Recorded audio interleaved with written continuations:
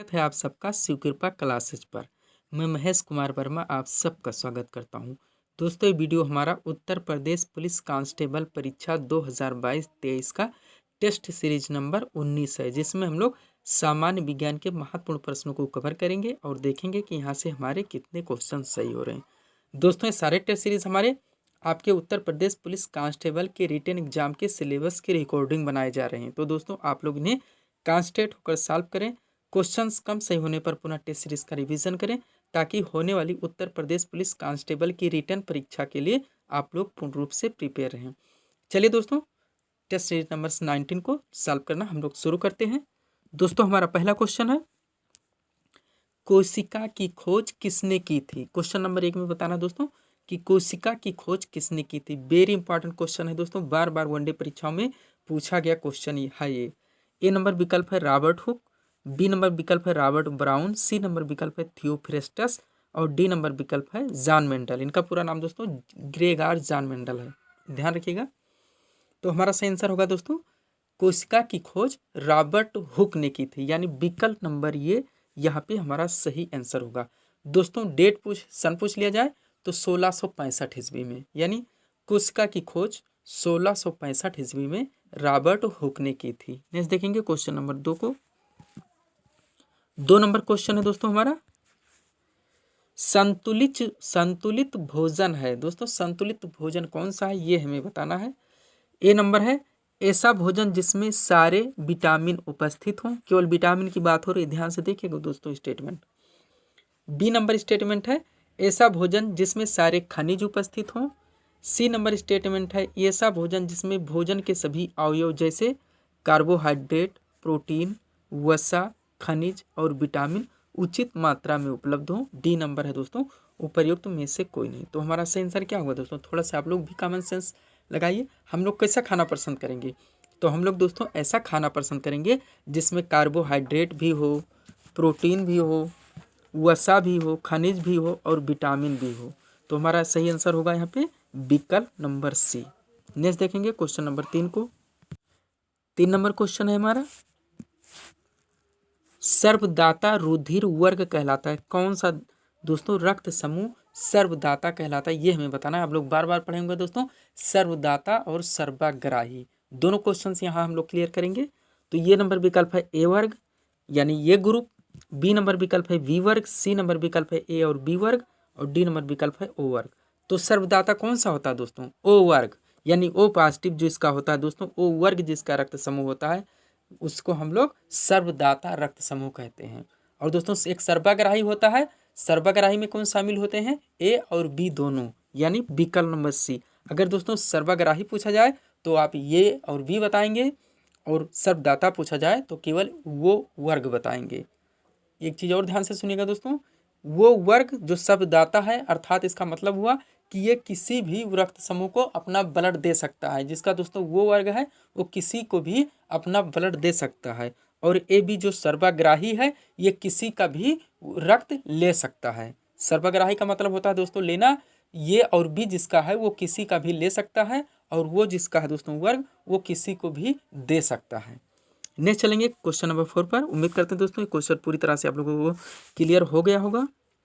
4 number question है हमारा, खाद्य श्रृंखला के संदर्भ में सही कथन का विचार करें। खाद्य श्रृंखला आप लोग बार बार पढ़े होंगे दोस्तों। ए नंबर है हरे पौधे खाद्य श्रृंखला में उत्पादक स्तर पर हैं, वह सूर्य की ऊर्जा का उपयोग करके अपना भोजन संश्लेषित करते हैं। बी नंबर विकल्प है शाकाहारी जैसे हिरण हो गया, गाय हो गई इत्यादि प्रथम श्रेणी के उपभोक्ता हैं। सी नंबर स्टेटमेंट हमारा है मांसाहारी द्वितीय श्रेणी के उपभोक्ता हैं, और डी नंबर कह रहा है उपर्युक्त सभी कथन सत्य हैं। तो आप लोग दोस्तों खाद्य श्रृंखला फूड प्रोसेसिंग दोस्तों पढ़े ही होंगे, जिसमें दोस्तों सबसे पहले पेड़ पौधे आते हैं जो प्रकाश संश्लेषण के द्वारा दोस्तों अपना भोजन बनाते हैं, यानी ये स्वपोषी होते हैं। ऐसा भी बताता है स्वपोषी, तो दोस्तों वो स्वपोषी होते हैं जो किसी के ऊपर आश्रित नहीं होते, अपना भोजन स्वयं निर्माण करते हैं। यानी हरे पेड़ पौधे ये दोस्तों सूर्य की रोशनी के द्वारा प्रकाश संश्लेषण क्रिया के माध्यम से अपना भोजन स्वयं बनाते हैं। तो पहला हमारा स्टेटमेंट तो बिल्कुल सही होगा दोस्तों, क्योंकि हरे पौधे खास श्रृंखला में उत्पादक हैं, यानी स्वयं बनाते हैं। वे सूर्य की ऊर्जा का उपयोग करके अपना भोजन स्वयं संश्लेषित करते हैं। बी नंबर देखते हैं।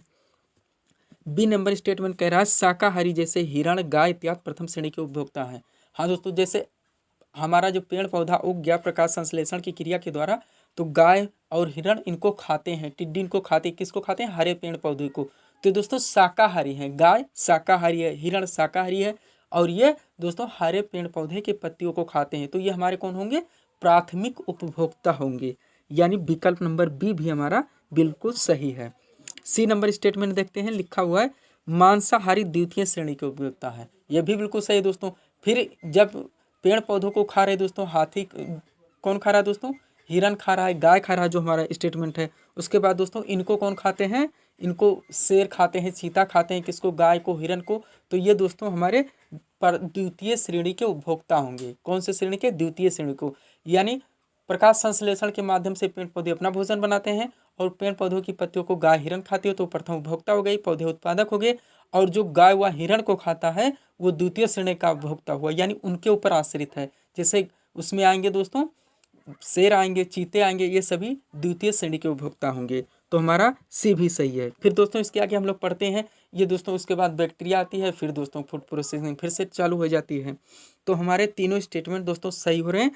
तो हमारा आंसर बनेगा विकल्प नंबर डी, उपर्युक्त सभी कथन सत्य है। ध्यान दीजिएगा दोस्तों, ऐसे क्वेश्चन पूछे जाते हैं। अगर ये फैक्ट आपका क्लियर होगा तो कैसे भी घुमा के पूछे जाएंगे, आप सही आंसर तक पहुंच जाएंगे। नेक्स्ट देखेंगे 5 नंबर क्वेश्चन, प्रकाश वर्ष इकाई है। क्वेश्चन नंबर 5 में पूछा जा रहा है प्रकाश वर्ष इकाई है, बार बार पूछा गया क्वेश्चन है दोस्तों। ए नंबर है समय की, बी है दूरी की, सी है प्रकाश तीव्रता की, और डी नंबर है उपरोक्त सभी की। तो हमारा सही आंसर क्या होगा दोस्तों? प्रकाश वर्ष किसकी इकाई है? दूरी की। प्रकाश वर्ष किसकी इकाई है? दूरी की। यानी हमारा आंसर होगा विकल्प नंबर बी। नेक्स्ट देखेंगे क्वेश्चन नंबर 6 को। 6 नंबर क्वेश्चन है दोस्तों, क्यूरी किसकी इकाई है? क्यूरी किसकी इकाई है? बार बार पूछा गया क्वेश्चन है दोस्तों, वेरी वेरी इंपॉर्टेंट क्वेश्चन। ए नंबर है तापक्रम, बी है ऊर्जा, सी है ऊष्मा, और डी नंबर है रेडियो सक्रियता। तो हमारा सही आंसर क्या होगा दोस्तों? क्यूरी रेडियो सक्रियता की इकाई है, यानी हमारा आंसर होगा विकल्प नंबर डी। नेक्स्ट देखेंगे 7 नंबर क्वेश्चन सॉल्व करेंगे हम लोग। माइक्रोफोन के आविष्कारक बताने दोस्तों 7 नंबर क्वेश्चन में। ए नंबर है Stephen Hawking, B C V Raman, C S Chandrasekhar, और डी नंबर है ग्राहम बेल। तो हमारा सही आंसर क्या होगा दोस्तों? माइक्रोफोन के आविष्कारक कौन है? ग्राहम बेल, यानी हमारा सही आंसर होगा विकल्प नंबर डी। नेक्स्ट देखेंगे दोस्तों क्वेश्चन नंबर 8 को, फल पकाने वाला हार्मोन बताना है दोस्तों क्वेश्चन नंबर 8 में, जो कि हमारा थंबनेल का भी क्वेश्चन है। तो ए नंबर विकल्प है दोस्तों ऑक्सिन, बी है जिब्रेलिन, सी है एथिलीन, और डी नंबर है साइटोकाइनिन। तो हमारा सही आंसर क्या होगा दोस्तों? फल पकाने वाला हार्मोन है एथिलीन, यानी विकल्प नंबर सी यहाँ पे हमारा सही आंसर होगा।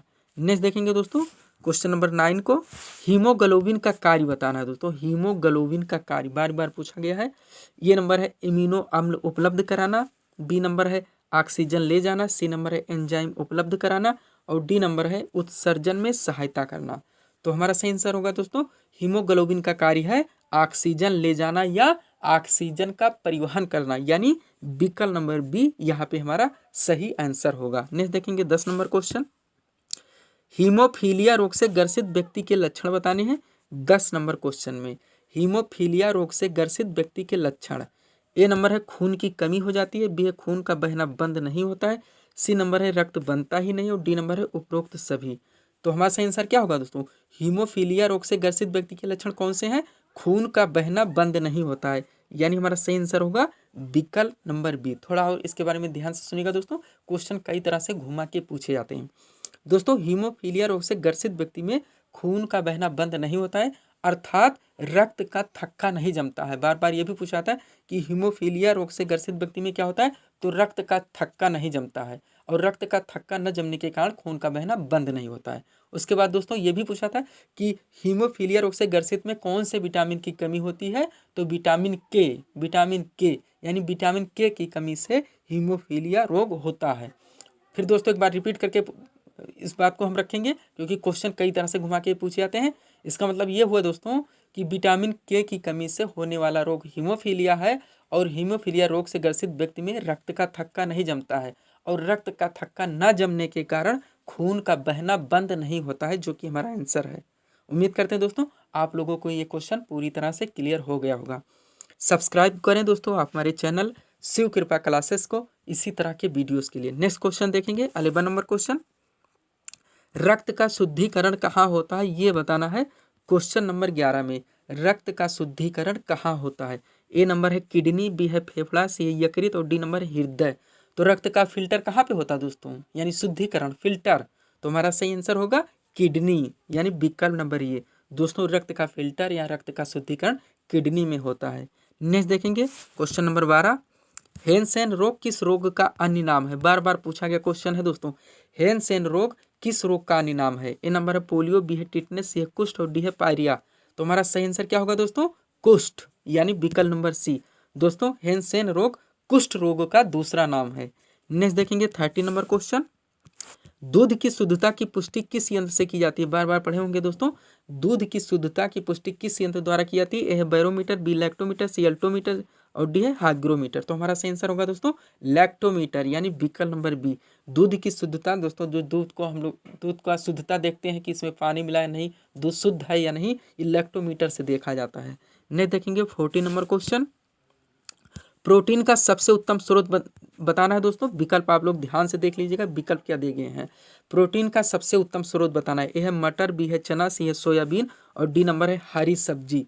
तो हमारा सही आंसर होगा दोस्तों यहाँ पे सोयाबीन, यानी विकल्प नंबर सी। दोस्तों हरी सब्जी से भी ज़्यादा प्रोटीन सोयाबीन में होता है, यानी प्रोटीन का एक प्रचुर व उत्तम स्रोत माना जाता है सोयाबीन को। नेक्स्ट देखेंगे 15 नंबर क्वेश्चन, हीमोग्लोबिन का कार्य बताना है दोस्तों। हीमोग्लोबिन वहाँ हम लोगों ने देखा था दोस्तों, क्वेश्चन थोड़ा रिपीटेड आ गया है दोस्तों, चलिए यहाँ पर रिवीजन कर लेते हैं। वहाँ हम लोगों ने देखा था दोस्तों एक बार फिर से हीमोग्लोबिन का कार्य, तो वहाँ भी दोस्तों ऑक्सीजन ले जाना या परिवहन करना हमारा आंसर आया था, जो कि विकल्प नंबर बी हमारा यहाँ पे सही आंसर होगा। एक बार इसको रिवीजन कर लेंगे। और दोस्तों यहाँ से क्वेश्चन और बनता है हीमोग्लोबिन से, आप लोग ध्यान से सुन लीजिए दोस्तों। हीमोग्लोबिन के कारण ही रक्त का रंग लाल होता है। किसके कारण से रक्त का रंग लाल होता है, बार बार पूछा जाता है, तो भी हमारा आंसर हीमोग्लोबिन ही आएगा। यानी दो यहाँ से ध्यान दीजिएगा, एक हीमोग्लोबिन का कार्य है ऑक्सीजन ले जाना या ऑक्सीजन का परिवहन करना, और दोस्तों जो रक्त का रंग लाल होता है वो भी हीमोग्लोबिन की वजह से होता है। तो ये थे दोस्तों 15 हमारे महत्वपूर्ण एमसीक्यू सामान्य विज्ञान से, जिसको दोस्तों हम लोगों ने यहाँ सॉल्व किए हैं। उम्मीद है दोस्तों आप सभी लोगों ने सॉल्व किए होंगे और देखे होंगे कि हमारे यहाँ से कितने क्वेश्चन सही हो रहे हैं। तो इसी तरह के वीडियोज़ के लिए दोस्तों आप हमारे चैनल शिव कृपा क्लासेस से जुड़े और चैनल को सब्सक्राइब करें, ताकि हमारे द्वारा दिए जाने वाले सभी वीडियोज़ आप क्रम से सबसे पहले देख सकें। तो मिलते हैं दोस्तों हम अपने अगले टेस्ट सीरीज़ के साथ। Thanks for watching.